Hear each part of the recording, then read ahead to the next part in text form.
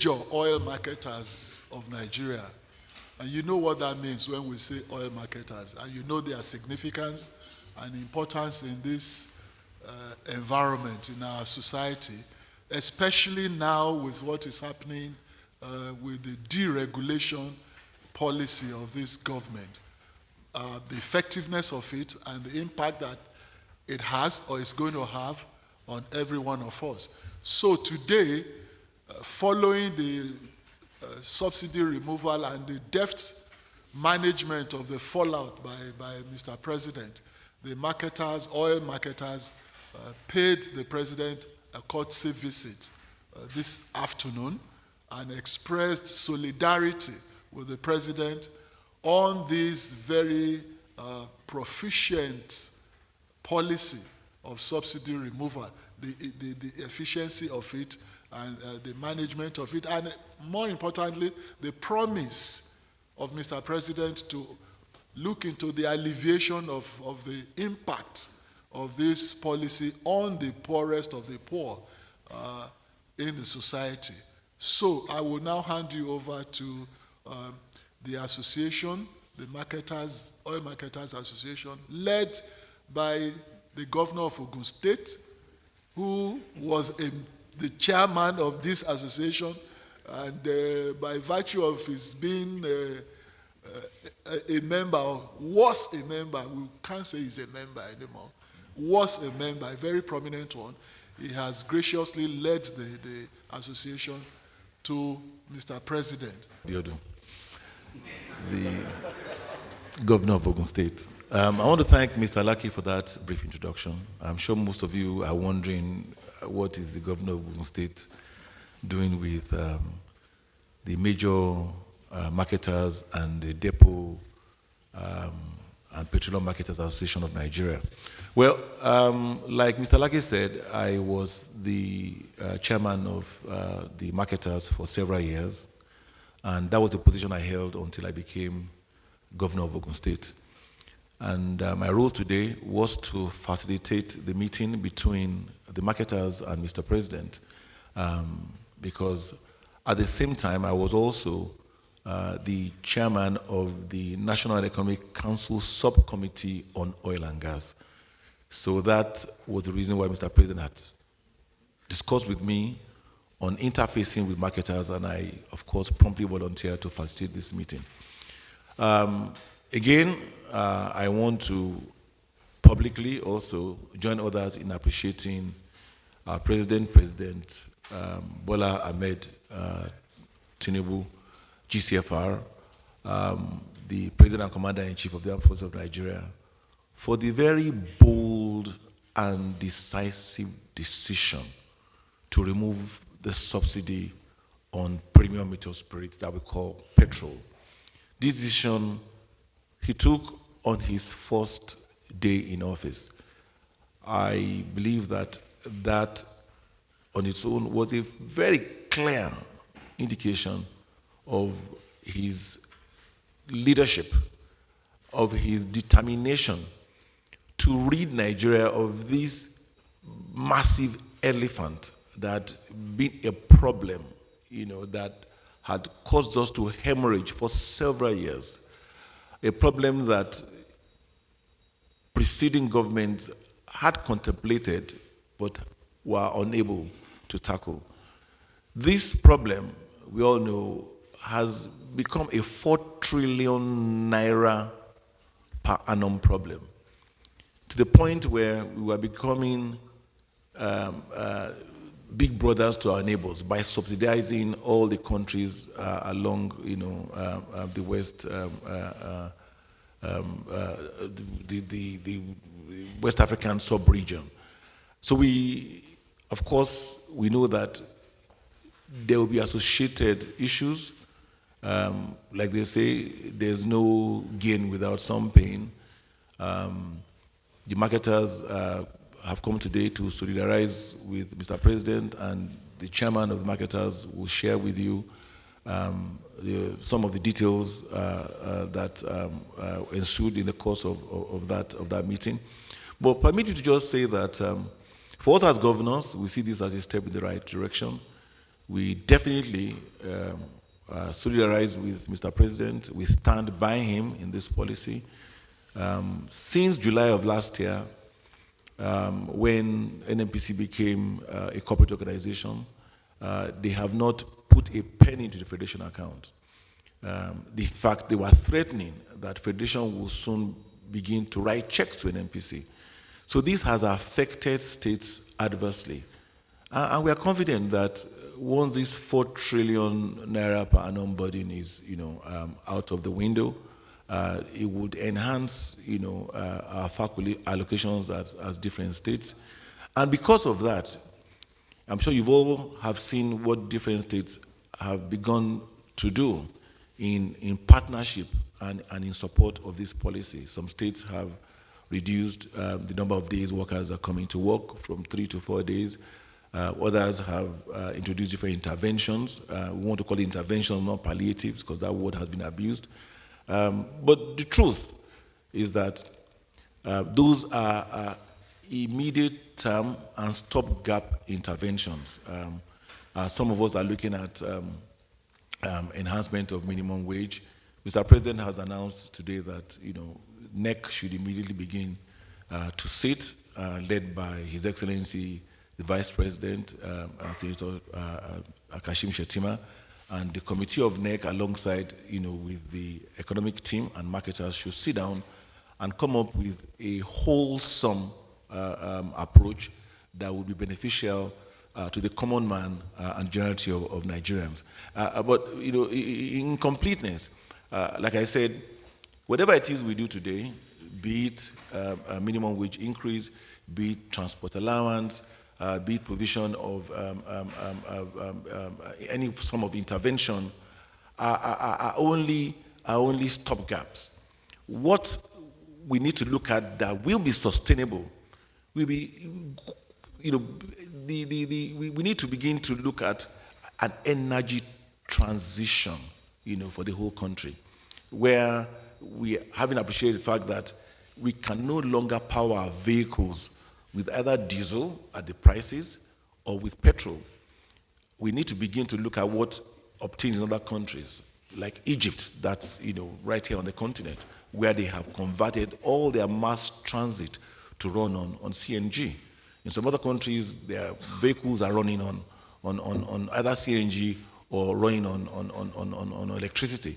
So these would be what would be sustainable, that would allow us to transport people, goods, and services at prices that are reasonable. So that is the kind of thing that we're looking at, the kind of discussion that we are having with the President, and the kind of approach that this administration is looking at in terms of sustainability. On that note, I will hand over the microphone to Mrs. Akpani to share with you the details of. I thank you all for your patience this afternoon. He has touched on most of the issues, really. But I just want to add that, most importantly, this was a courtesy visit. It was a visit to express our utmost support and solidarity with the government. That is born out of the fact that we have desired, we have ached, we have prayed for this day to come. And we're happy that the day is finally here. We know the difficulties this move has created for the populace.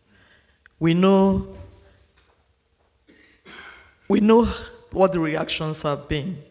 And one thing we have vowed is that we're going to help the government to disseminate the right information on what this is all about. It's not simply about making transportation more expensive. It's not simply about making fuel so expensive and it's suddenly out of the reach of the ordinary person, so to say. It's about repositioning this country. I think Nigeria has suffered for too long. It's about putting your money in the right place. We spent maybe 4 trillion last year. He said 4 trillion this year. No, for the first 3-4 months already, we were at about 2.7 trillion in subsidy.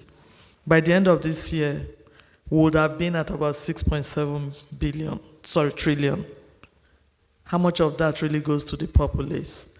We have been feeding the whole West Africa, Sub-Saharan Africa with fuel.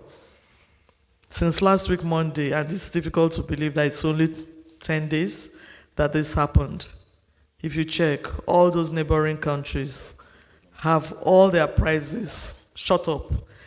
Probably maybe Niger is the cheapest one with about 580 per liter because they were all feeding on Nigerian fuel. But that's not to say that because others are benefiting, they're benefiting wrongly. Nigeria cannot be subsidizing the whole of Africa when we have a lot of our own problems. So we came today to express our support and to see how we can cooperate with government, because ultimately, you can't kill the people you are trying to save. So we're not going to sit back and say, hey, yes, you have removed subsidies, so it's fine. There are aches, there are pains. What can we all do? There are suggestions we have made today on how we can really move this forward. And one thing that came out is that over time, we have all depended on PMS because it was cheap. We didn't develop our gas. There's electricity. So we will have alternate sources of energy. It doesn't have to be PMS. Now suddenly, we now realize that, look, we have gas in abundance.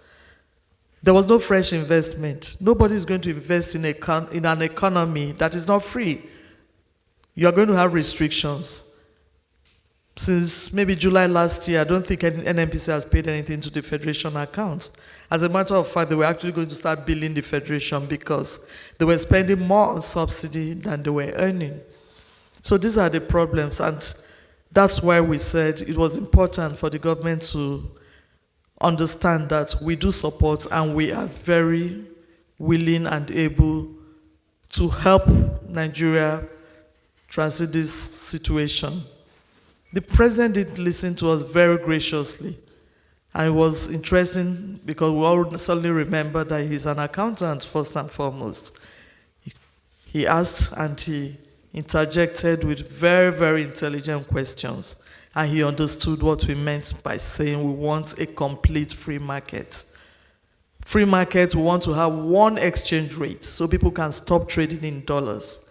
If we have free exchange rates, then we can compete in importation, compete in licensing and having refineries running. These are the things we need to get right.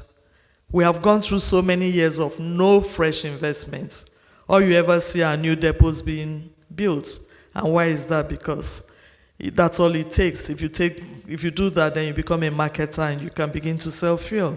But no.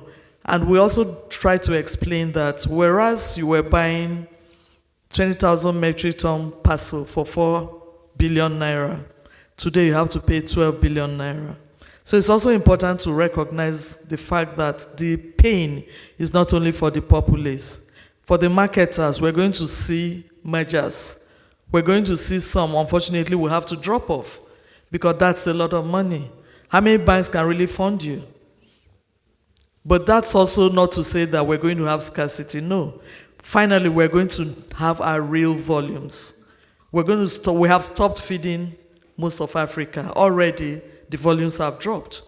And it's not only because you're saying we can't afford transportation. It's only the man who has a Jeep that will spend 70,000 naira now to fuel his car. The man who doesn't have a car doesn't have to worry about that.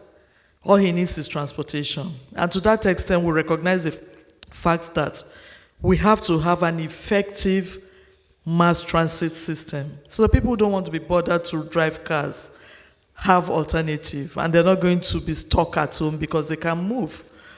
So most of what we talked about is how do we go from here? How can we actually make it work? How can we go back to almost the point where we are before? It's possible. And I say that with all sense of responsibility. And one good thing we also have recognized is the fact that a lot of jobs are going to be created. New businesses are going to come up. There's an adage until sometimes you shut a door, a window doesn't open. and you find out that maybe that window that opens, because of the timing, there's a lot of opportunity that comes through that. So for us, it was a very, very good meeting, and we had an input. We also were able to discuss about helping the economic team, participating in what they're doing. Because we are the people on the field, we are the ones doing this distribution. What can we do differently? And one thing that the president also stated clearly is that we must minimize frictions in the system. We must have a free market that works. Whether it's licensing, if you say you're licensing, how long does it take to license? It has to be done promptly. So in a nutshell, I think that covers essentially what this meeting was all about. And then hopefully the nitty-gritty I don't have to go into at this press conference. But we believe by July, which is only a month away, we're going to begin to really see what is being put in place to help, to assist, and to make sure that people can go back to seamless living. That we already are going to participate in the palliative measures that the government is putting together. And to that extent, His Excellency just reminded me that, we did pledge that the whole industry, and I had the MD of NNPC Limited on my left, and we all collectively agreed that we're going to work at providing real mass transit buses that work. The ones that will run on CNG, which is the compressed natural gas and diesel, interchangeably. And hopefully we're going to start with about 50 to 100. And that is in the very, very short term. And these are locally produced. So you see that we're also providing jobs, a lot more jobs, because we're using local assembly plants. We're not importing this. That's less pressure on our foreign exchange, and that's more jobs for our Nigerians. And we think, and the president was very happy with that. And we really, really do thank the president because he had a perfect understanding of a lot of the issues. I guess we were not surprised, but we were almost amazed, to use that word. He asked all the right questions and he pointed to who could solve this problem and that problem. So, like I said, we're really, really grateful that we've had this interaction, and we'll take it from there.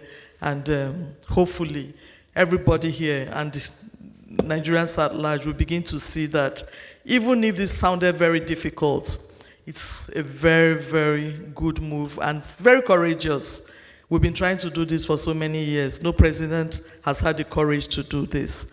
But now we all have to face it, and like we said, support is what is required now to see this through. Thank His Excellency Governor Dapo Abiodun for putting this together in a very short time. And also thank Mr. President for graciously accepting to see us. I think our takeaway from this meeting is that we have a committed president who has a grasp of the problem of Nigeria. He's very, he has sympathy. He's very empathetic about the situation. We have a big problem with subsidy, and he's ready to tackle it headlong. But the most important thing is that the removal of subsidy will unleash the potential of Nigeria. It's going to unleash a lot of resources, that will now be used in education, infrastructure. We were very surprised. I, in particular, was very surprised with the grasp and understanding that the president had about the industry. He's committed to ensuring that, he used the word clog, that he will not accept any clog, that will stop competition and liberalization of the industry. I think Nigeria, in the next few months will be better for it. We want to thank the president, thank Mr. Alake for also putting this press conference on. On the part of the marketers, we're committed to ensuring that we ensure competitiveness, fair pricing, and also services that the populace will be very happy about.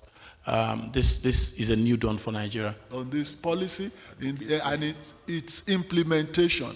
And there are quite a number of initiatives that they have reeled out to the president in terms of support. So the major item is that they are part of the organized private sector. This is the major oil marketers. They are supporting the deregulation, the full deregulation of the oil sector. And they have pledged their support in implementation of the intervention. You know, the intervention, where we don't want to call these things palliatives, but it's intervention. So both the government interventions and their own interventions, complementing each other, will seriously uplift the masses from whatever envisaged negative impact of that policy. It will act as a cushion to the impact of this policy. So that is it in a nutshell.